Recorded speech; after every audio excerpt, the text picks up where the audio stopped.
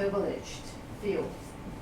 I mean, a big power in terms of financial, economic. I mean, when they make the final decision, it is not really a universal vote, but normally it's decided by several big economic or military powers. Not to mention in this democratic system you mentioned too, that right, when they want to mobilize people to vote for them, the strategy mostly is exclusionary on different, based on different causes. So we of course still believe in radical democratic procedure, but we cannot believe in democratic system, policies, I mean political system, because it's party against party, and then they don't really compete their position or agenda. They sometimes collude and they join, or sometimes they boycott the others' program, just to make sure their own program can allow them to benefit. So there's entrepreneurs or financial elite. They have such a deep connection with government or parliament. Even the parliament who works for fishermen's benefit, they have this fishermen union, but they work to foster this big entrepreneurs in fishing business, in this distant water fishing business, and they oppress foreign fishermen workers. So local NGO or this migrant workers union were so much intimidated, even threatened by those people in the parliament. So of course I'm saying, what I'm saying is that we should never trust the government, but we should trust people's organizations, and we should actually think in this way, so that there's nothing can ban. I mean, this is too simple to put it, but the way to really encourage is to try to see how local people see their problems. Maybe that's a flooding issue, that's food pollution, that's lack of education, lack of medical care. Everything should start from local communities, and then they collaborate and form their own institution. So that this, I think, would be one or the only way to really go against the government or the state. That's what do you think?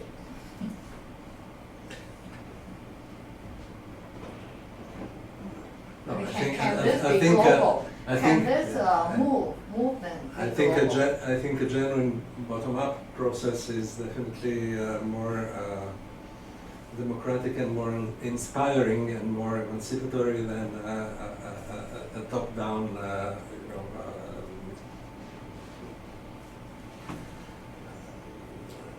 top-down direction and policy making.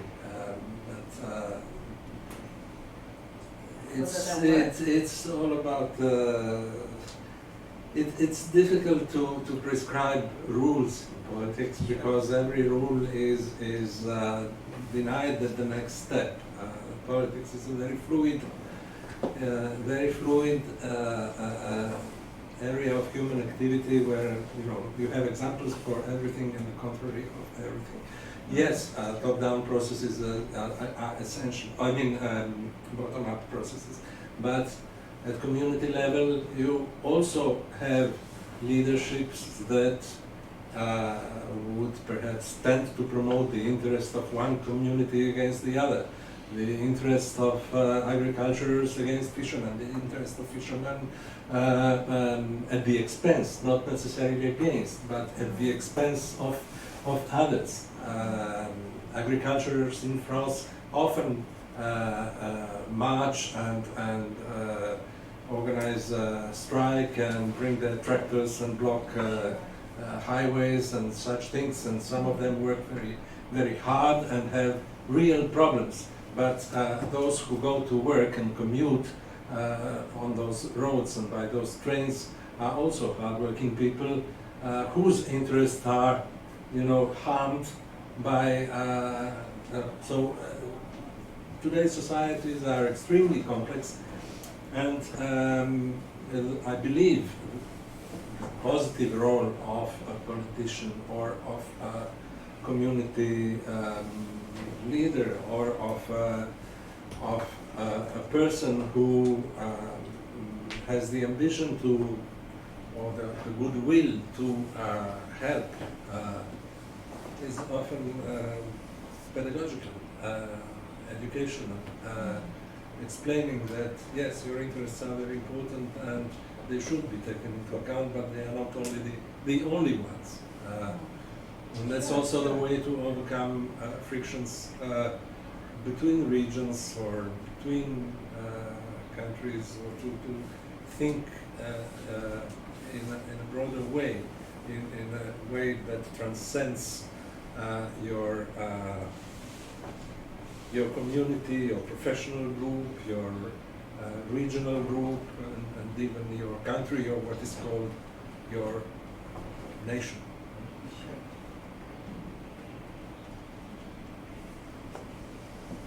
Yeah, that's internal problems, right?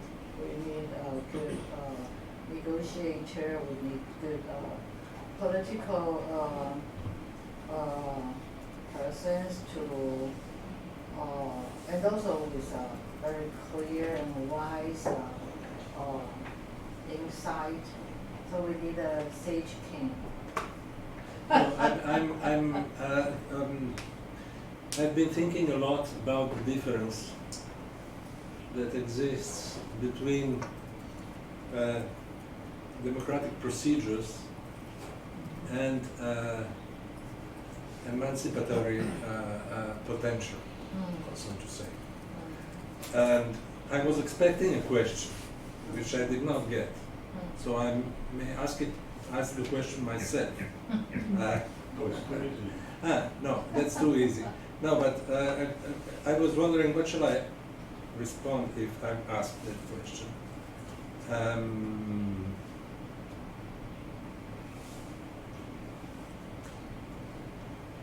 You see this group of people, this group of political leaders, okay? I really like this. Jawaharlal Nehru was a Democrat, and India has been a parliamentary democracy since its independence. Others were not quote-unquote liberal Democrats. You wouldn't call them, give them that name today. Yet, they all, at that time, had a very high level of political legitimacy. They did propose something, they fought for something, I'm sure, they did not do it. They could have, perhaps. That if they had organized totally free, transparent, and blah blah elections, many of them would have won those elections. Maybe not all along their political career, but at least in the first years of the colonization of, Nkrumah was a very respected and leader of the colonization in Africa. Nasser was the image of secular pan-Arabism and the awakening of the Arab world against neo-colonial oppression, etc., especially after he nationalized the Suez Canal, after he organized the resistance to the tripartite Anglo-Franco-Israeli aggression in 1956. Sukarno fought against the Dutch colonialists in Indonesia, Tito against the Nazi occupation in Yugoslavia, and then against the pressure by Stalin. So, but none of them was what you would call a liberal Democrat. So it's not all about free, transparent elections, though they are already, you can't do with them, without them today, obviously. But one has to have also a kind of historical perspective and look at what inspired people, what played an emancipatory role in those years. I mean, the distinction between political legitimacy and observance of strict rules. Some today you can also look at. You have many examples today of leaders who came to power with a high level of political legitimacy, who made important promises and fed important hopes of their constituencies and of their people, whose legitimacy has been unfortunately eroded by staying too long in power, and whose exit from power was not as beautiful as the accession to power. I'm thinking of Evo Morales of Bolivia, who genuinely represented, or Lula, okay, but against Lula, I'm not sure the game was very clean against Lula. But you know, Evo Morales was a genuine, popular indigenous leader who had the potential and was symbolizing the awakening and emancipation of the majority of the indigenous population, of those who didn't have any voice in this country. The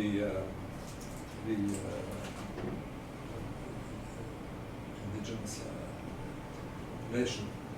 Then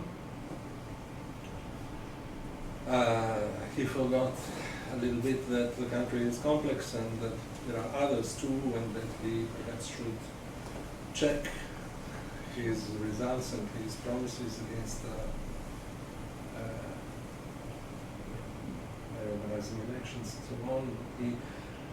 He changed the constitution in order to allow himself to represent himself again as a candidate. Yeah. I have a question in several parts. Okay, so the first part is, do you know by heart the names of all the general secretaries of the UN from the beginning of the UN?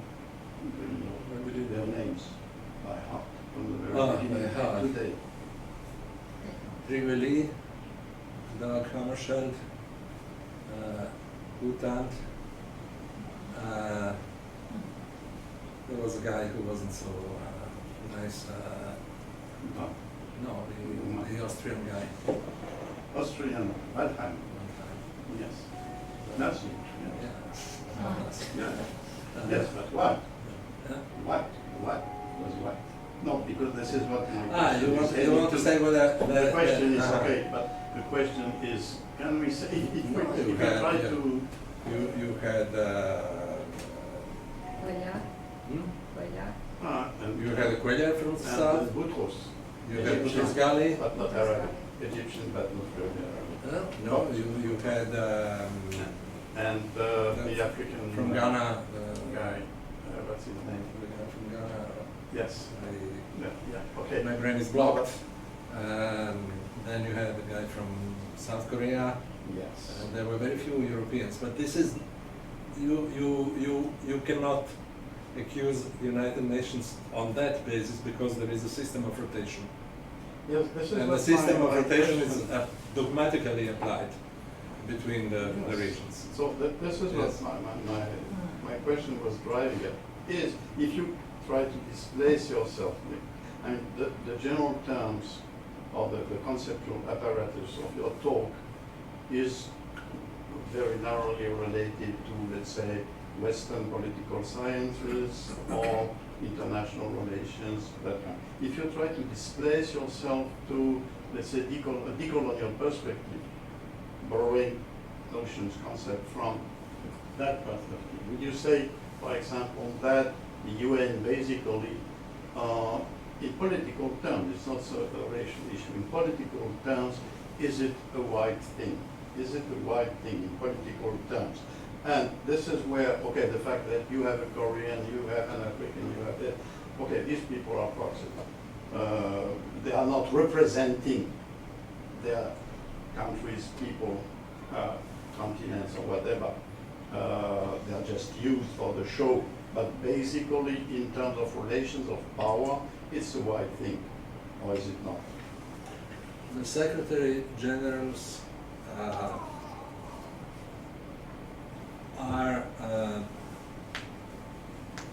usually selected among people who have a long diplomatic experience, who are good speakers, who have a certain wisdom in international relations, but who, that's my personal opinion, who are not very strongly opinionated, and who accept not to push forward any specific agenda, who are able to make concessions to all, and especially concessions to those who have a major power in the game. There was one guy who was more strongly opinionated, and he lost because the Americans didn't want him, and it was Gali. Yeah. But okay, he stayed one mandate, then he could not be elected for another mandate because the Americans didn't want him at all. But normally, these are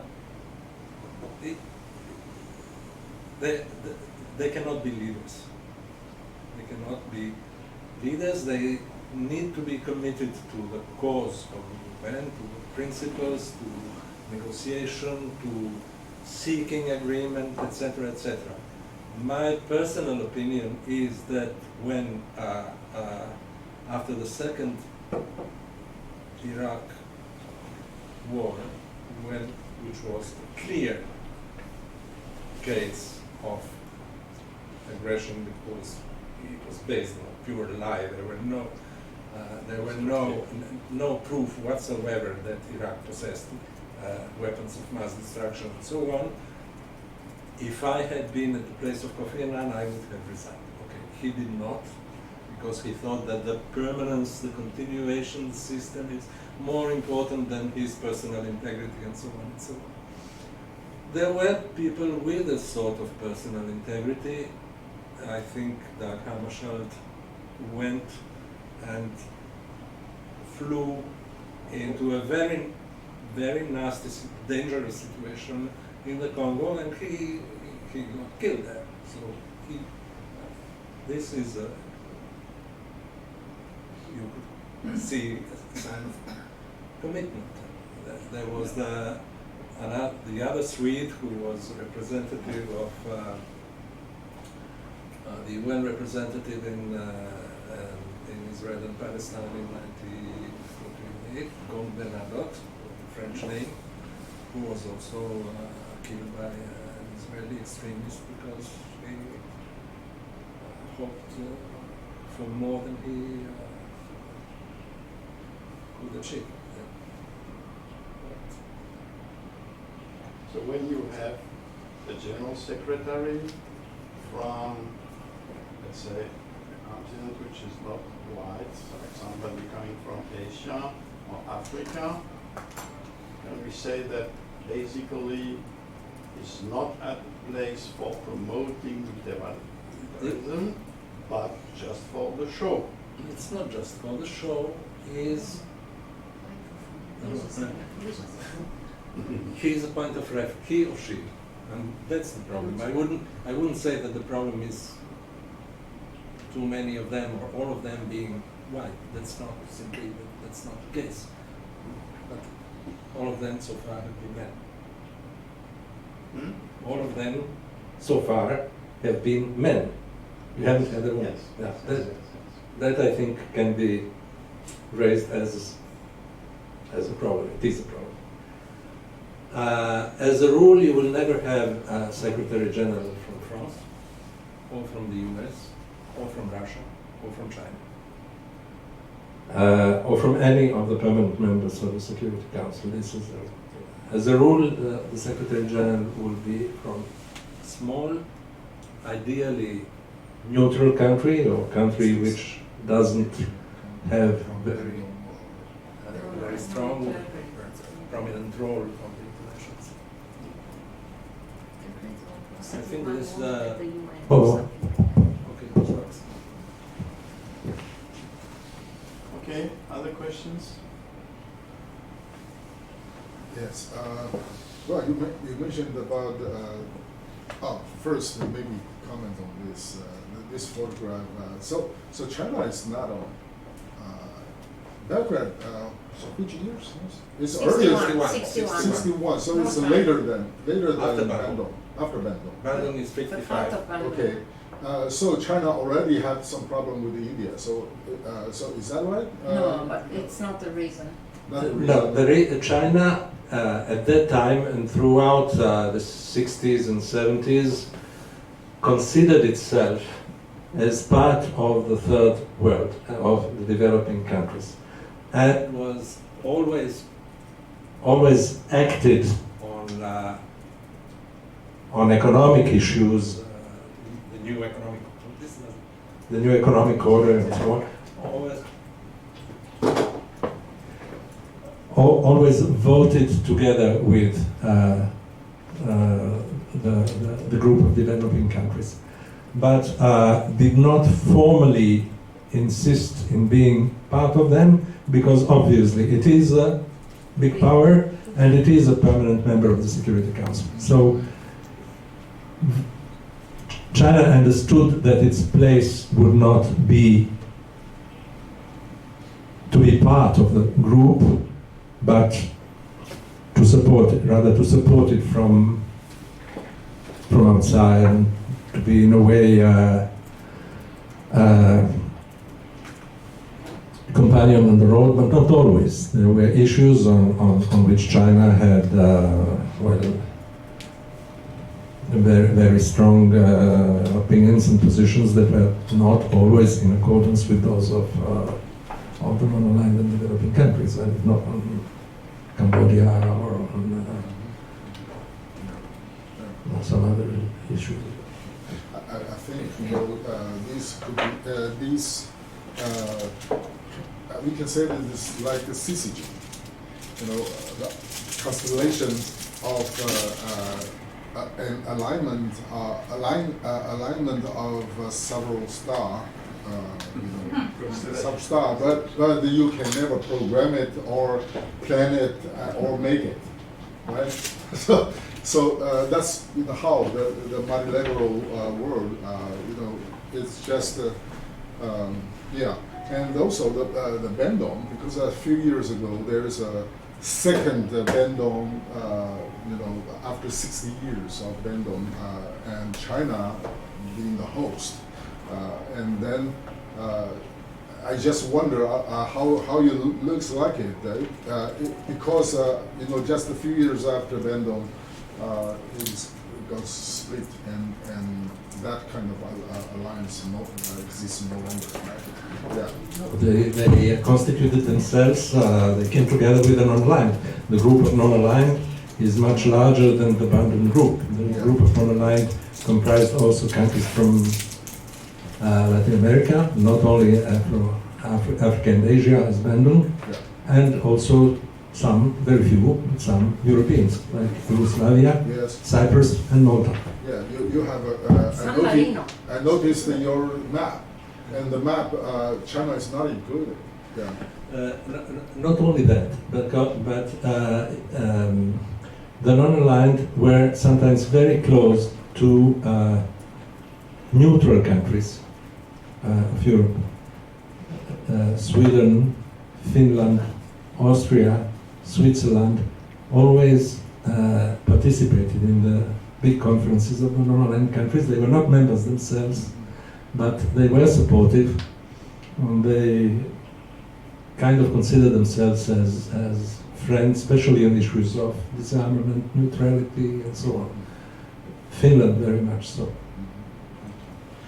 This, yeah, that is actually the question. You know, this group of countries, for example, Indonesia or India, or other African countries, for example, Ethiopia, they joined this non-alignment.